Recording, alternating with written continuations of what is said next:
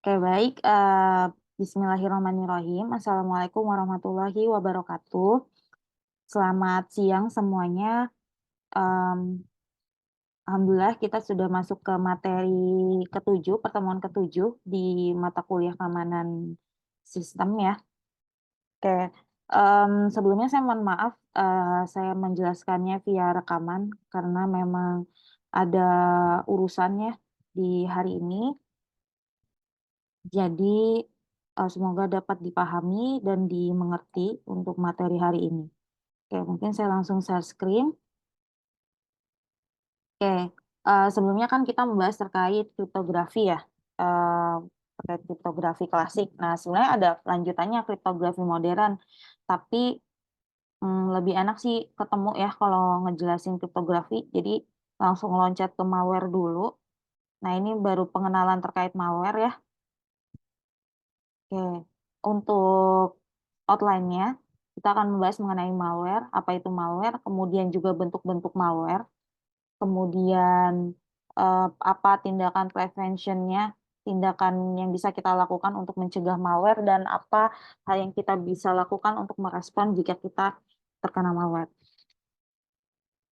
Oke, nah kita masuk ke apa itu malware. Mungkin teman-teman juga sudah sering dengar ya terkait apa itu terkait malware gitu ya. Nah, jadi malware ini kepanjangan dari malicious software atau kalau di bahasa Indonesianya yaitu program yang jahat gitu ya, perangkat lunak perusak gitulah.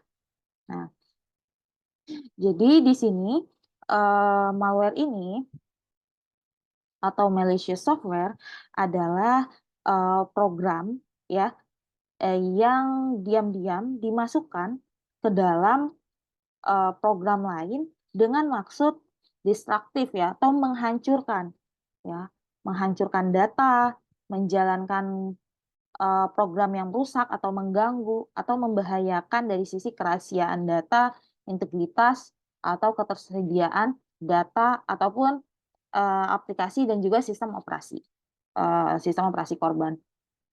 Intinya malware ini sebuah program yang didesain oleh hackers untuk mengeksploitasi ya dan merusak perangkat korban, baik server, jaringan ataupun mengambil alih kontrol sebuah komputer, bisa juga untuk mengambil informasi di dalamnya.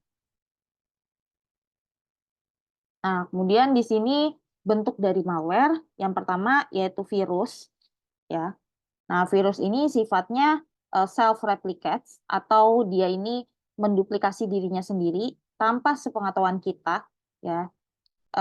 Dan ini virus memodifikasi program komputer ya dan memasukkan serangkaian kode. Nah, setelah berhasil, folder ataupun drive kita akan terinfeksi oleh virus ya. Nah, jadi, tujuannya si pelaku pembuat virus ini ingin menghasilkan keuntungannya gitu ya, melalui tindakan sabotase yang dilakukannya. Nah, biasa virus tuh disebar melalui email, makanya hati-hati teman-teman kalau menerima email yang tidak dikenal, ada lampirannya, jangan langsung di-download gitu. Nah, kemudian juga bisa dari, software hasil unduhan ataupun pesan instan misalnya, undangan.apk tuh kan, APK-nya aja udah aneh ya, biasa undangan kan bisa PDF ataupun link ya, link website gitu. Nah, jadi hati-hati hal tersebut bisa menjadi tindakan preventif kita ketika kita menerima sebuah, lampiran yang tidak kita ketahui itu jangan langsung kita download atau kita buka gitu.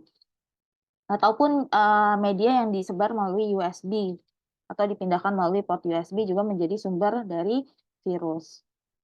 Nah, kemudian ada yang kedua yaitu worm. Worm ini juga sama ya, cara kerjanya seperti virus. Dia itu self replicating juga, menduplikasikan dirinya sendiri, dan menyebar ke seluruh komputer. Nah, bedanya worm ini lebih efektif. Dia bisa berjalan sendiri tanpa bantuan dari manusia. Nah, kan kalau virus, dia tuh harus kita klik dulu ya. Jadi kalau virus nih ada, bantuan dari manusia, maksudnya ada, mmm, ya ada faktor dari manusia yang harus mengklik dulu sampai dia bisa terinfeksi kan, si komputernya. Nah, jadi kalau si worm ini bisa digunakan untuk menyerang server, website, email, dan database. Dan juga worm ini bisa menyebar cepat ya melalui internet dan jaringan komputer setelah berhasil menginfeksi suatu server. Kemudian yang ketiga yaitu Trojan horse. Nah, kalau Trojan horse ini adalah malware yang menyamar menjadi program yang valid gitu atau sah. Dia tujuannya untuk mengelabui korban. Jadi si Trojan ini akan terus bersembunyi gitu ya. Dia itu akan terus terus bersembunyi di komputer sampai kita membuka program tersebut. Nah, program Trojan yang terbuka digunakan oleh pelaku untuk mengintai aktivitas kita. Nah, jadi dia bisa mencuri data sensitif, bisa mengakses sistem komputer kita. Nah, jadi Trojan ini untuk aktivitas phishing ya.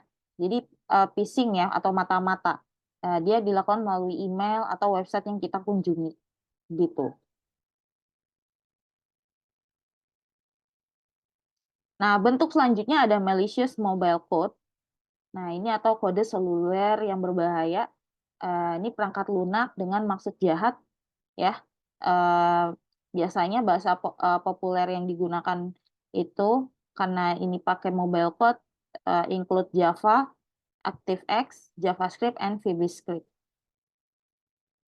Nah, kemudian a blended attacks, ini serangan campuran lah gitu ya. Dia menggunakan beberapa metode infeksi atau penularan.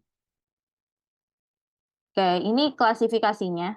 Jadi ini sistem klasifikasi malware atau yang disebut pohon malware ya.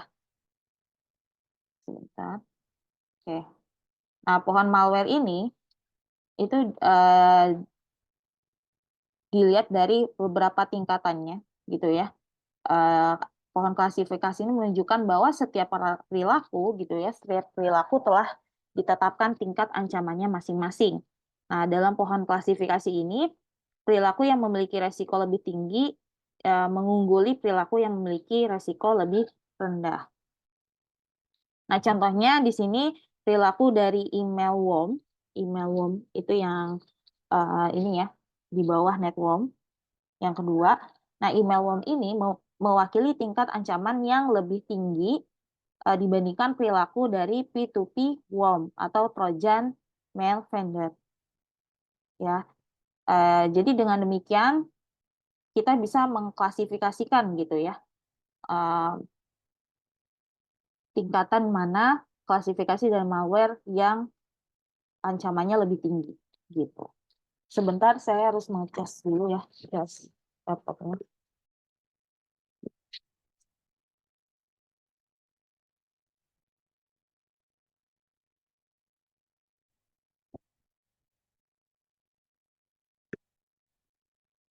Nah, lanjut.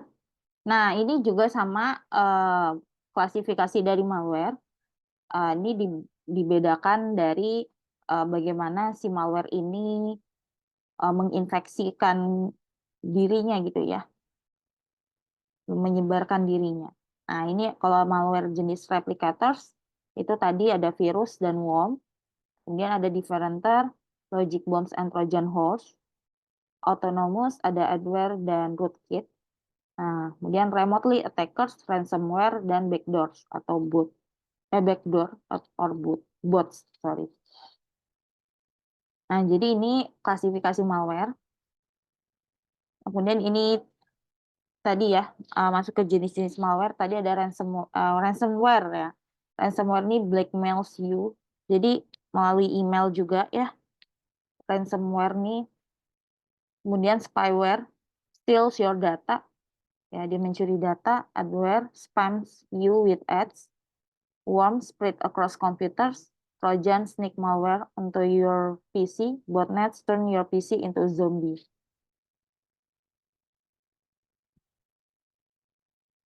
Oke, lanjut ke the nature of today's malware. Jadi sifat malware saat ini. Nah, sifat malware saat ini itu semakin berkembang ya.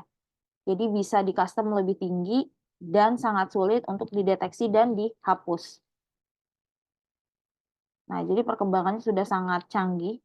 The characteristic of today's malware that most distinguish it from previous generations of malware is its degree of customization. Jadi karakteristik malware yang saat kini gitu ya, saat ini yang paling membedakan dengan malware generasi sebelumnya itu adalah tingkat penyesuaiannya. Jadi dia ini bisa disesuaikan gitu ya. Em, dan sangat mudah dan juga murah, easy and cheap ya untuk penyerang membuat malware mereka sendiri dengan menggunakan toolkits malware such as Zeus. Jadi ada tools yang kita bisa buat malware.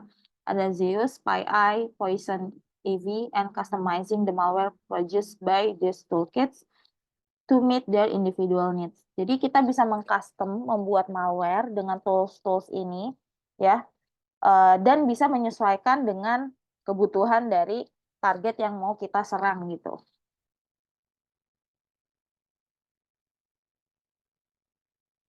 Nah, di sini ada serangan spear phishing. Nah, ini kita bisa menyesuaikan malware dan setiap malware itu untuk orang tertentu atau sekelompok kecil orang. Nah, itu berbeda. Itu kita bisa custom. Kemudian walling attacks. Nah, di sini serangan spear phishing yang targetnya itu untuk ditujukan ke individu ataupun dari eksekutif ya. Nah, tujuannya untuk memiliki akses terhadap informasi yang sangat penting ya, yang atau bernilai gitu. Makanya targetnya ke eksekutif dan individu.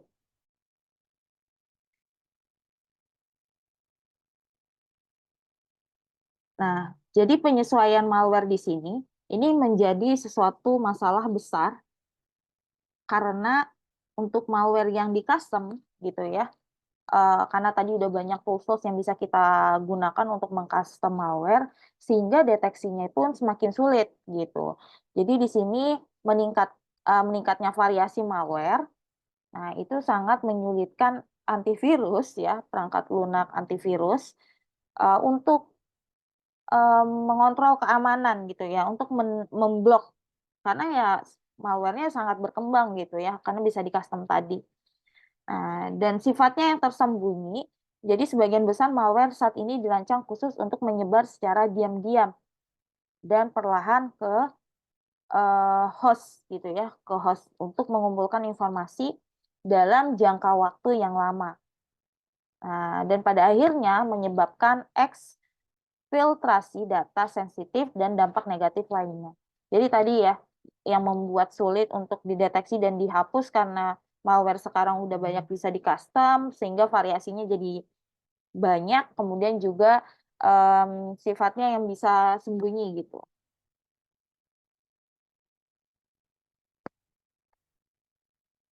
Nah, advanced persistent threats, jadi di sini atau yang disingkat APT, nah ini dapat melakukan pengawasan selama berminggu-minggu, berbulan-bulan, atau bahkan bertahun-tahun yang berpotensi menyebabkan kerusakan besar pada organisasi hanya dengan satu kompromi. Nah, APT juga terkenal sulit untuk dihapus dari host.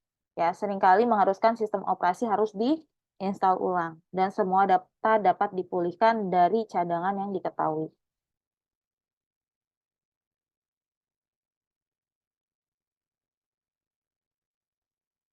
Nah, lalu bagaimana sih tindakan prevention yang bisa kita lakukan?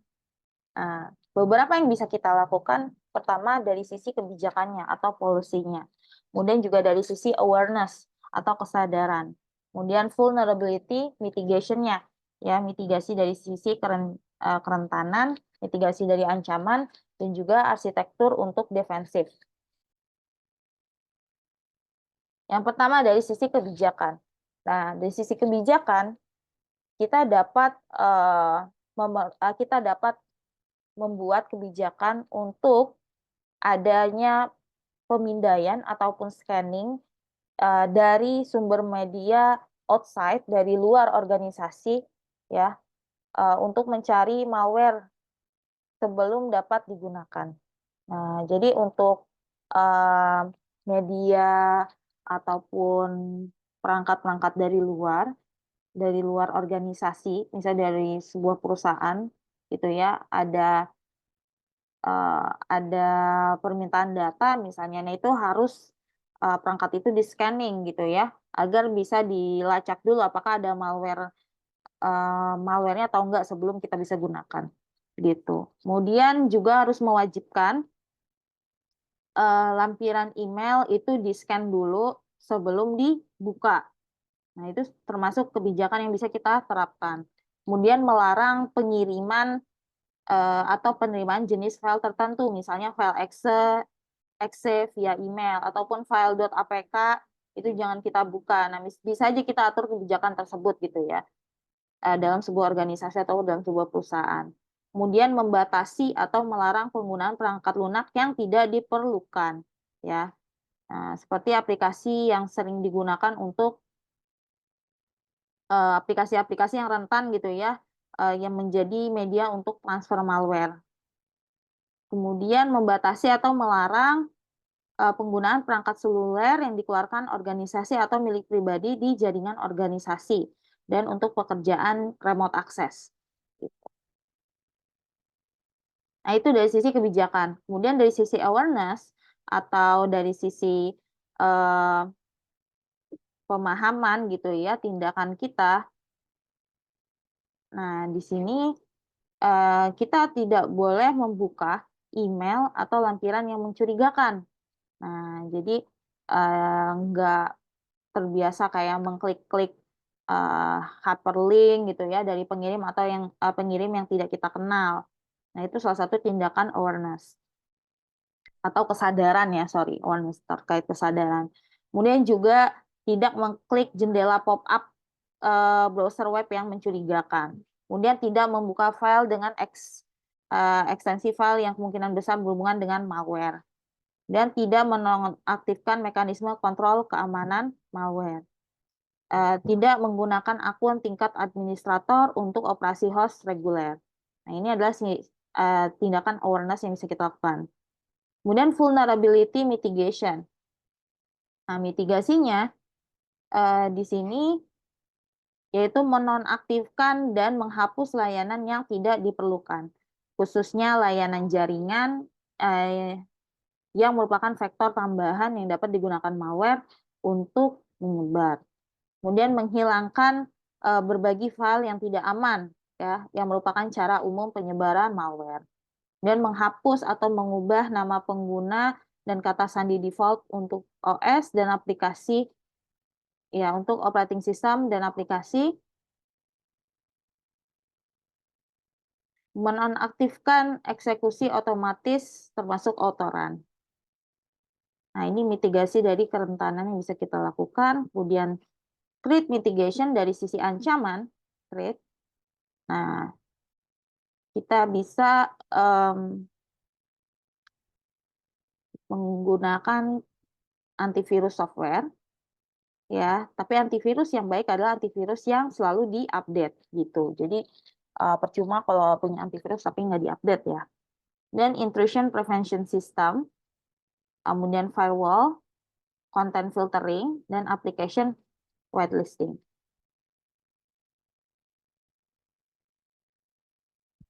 Nah, kemudian tindakan defensif arsitektur, kita bisa melakukan perlindungan dari sisi BIOS kita, sandboxing, ya, yaitu model keamanan di mana aplikasi dijalankan dalam lingkungan sandbox,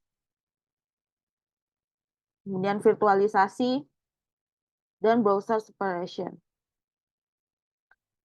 Nah, selanjutnya kita masuk ke malware incident response. Nah, untuk insiden respon dari malware, itu yang pertama preparation, dan detection analysis, containment eradication and recovery, and post-incident activity. Dan ini merupakan sebuah siklus ya. Jadi bisa dalam satu step bisa ke step lain dan step sebelumnya. Tindakan pertama yaitu preparation. Nah, ini yaitu kita bisa melakukan pembangunan dan pemeliharaan ya terkait keterampilan dari malware, ya, keterampilan dari mengatasi malware gitu ya, skills, kemudian memfasilitasi komunikasi dan koordinasi, dan memperoleh alat dan sumber daya. Nah, ini adalah tindakan preparation-nya. Kemudian di detection and analysis, di detection dan analisis di sini kita mengidentifikasi karakteristik insiden malware. Kemudian kita mengidentifikasi infected host, ya, identifikasinya dari sisi forensik, identifikasi aktif, dan identifikasi manual. Nah, kemudian memprioritaskan insiden respon dan analisis malware.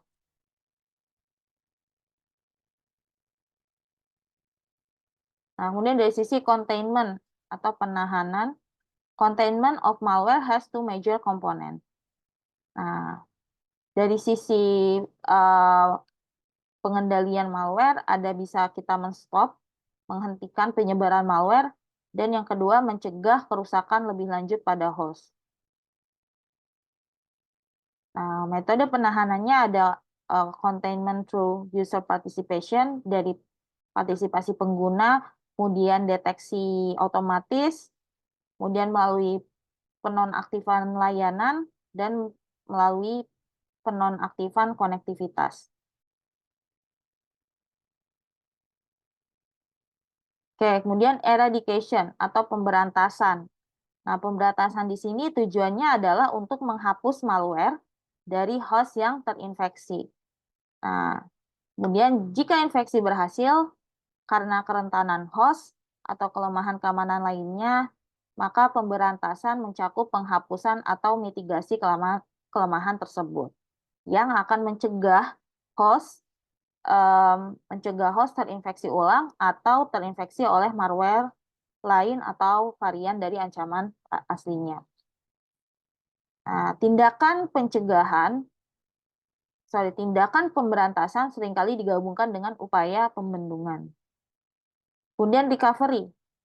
Nah, recovery, dua aspek dari recovery atau pemulihan dari insiden malware adalah memulihkan dari sisi fungsionalitasnya dan data host yang terinfeksi dan menghapus tindakan penahanan sementara. Kemudian tindakan tambahan untuk memulihkan host tidak diperlukan untuk sebagian besar insiden malware yang menyebabkan kerusakan host terbatas. Nah, kemudian yang terakhir, post-incident activity, aktivitas pasca insiden, yaitu dari sisi perubahan kebijakan keamanan. Jadi setelah kita mendapatkan insiden gitu ya, misalnya ada insiden malware, pastinya kan kita melakukan evaluasi. Nah, dari evaluasi itu apa yang bisa kita ubah gitu ya, kebijakan dari keamanan yang memang masih kurang. Kemudian dari sisi software kita lakukan reconfiguration, kita konfigurasi ulang perangkat lunak, kemudian menerapkan perangkat lunak deteksi malware, dan juga konfigurasi ulang perangkat lunak deteksi malware. Oke, mungkin untuk materi sudah cukup. Ya, jika ada yang mau ditanyakan, silahkan nanti tanyakan di grup. Sekian dari saya, semoga bermanfaat. Terima kasih. Wassalamualaikum warahmatullahi wabarakatuh.